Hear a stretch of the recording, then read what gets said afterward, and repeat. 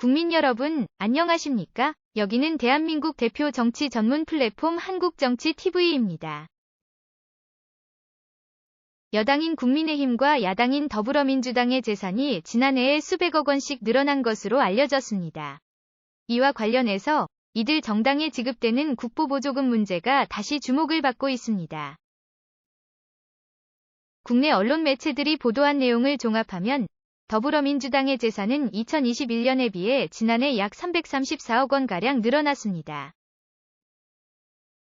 같은 기간 국민의힘 재산에 대해서는 아직 공개되지 않았습니다. 그러나 2021년 대비 지난해 6월 21일 기준으로 이미 236억 원가량이 늘어났습니다. 이렇게 여당과 야당의 재산이 급증한 것은 국고보조금이 영향을 미친 것으로 분석됩니다.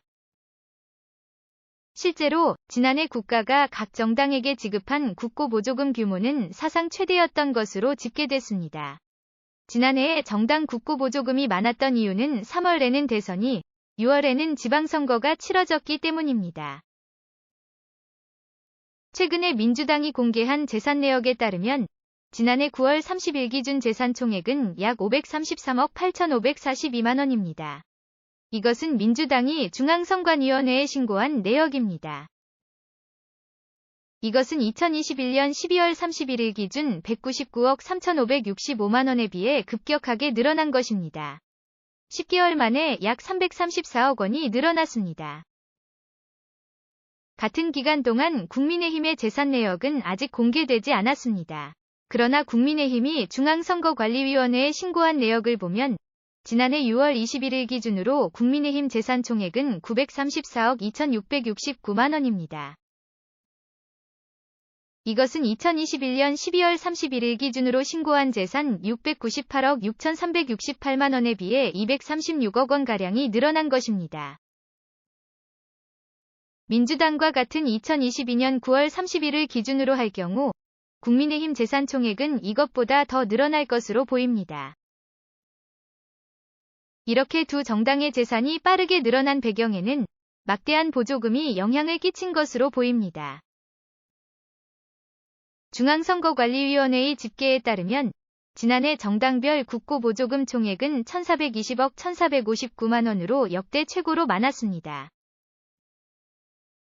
각 정당에 지급된 금액은 민주당이 684억여 원이었고 국민의힘이 602억여 원이었습니다. 또한 정의당 95억여 원, 국민의당 17억여 원, 기본소득당 1억여 원, 시대전환 6,928만 원 등이었습니다. 민생당은 국회의원은 없지만 정당 운영에 필요한 경상보조금으로 18억여 원을 받았습니다. 정치자금법에 따른 선거보조금은 대선과 총선, 지방선거가 있는 해에 각 정당에 지급되는 돈입니다. 정당 운영 자금으로 매년 지급되는 돈과는 별도입니다. 이처럼 선거 때마다 정당들이 보조금과 보전금으로 재테크를 한다는 비판이 나오자 선거관리위원회는 2013년 6월에 선거비용 보전 때 선거보조금만큼 빼고 지급하자는 내용의 정치관계법 개정 의견을 냈습니다. 하지만 국민의힘과 더불어민주당 등 두 정당이 적극적으로 나서지 않으면서 입법으로 이어지지는 않았습니다. 선거관리위원회는 2021년 5월에도 비슷한 의견을 다시 내놓았지만 국회에서 제대로 다뤄지지 않았습니다.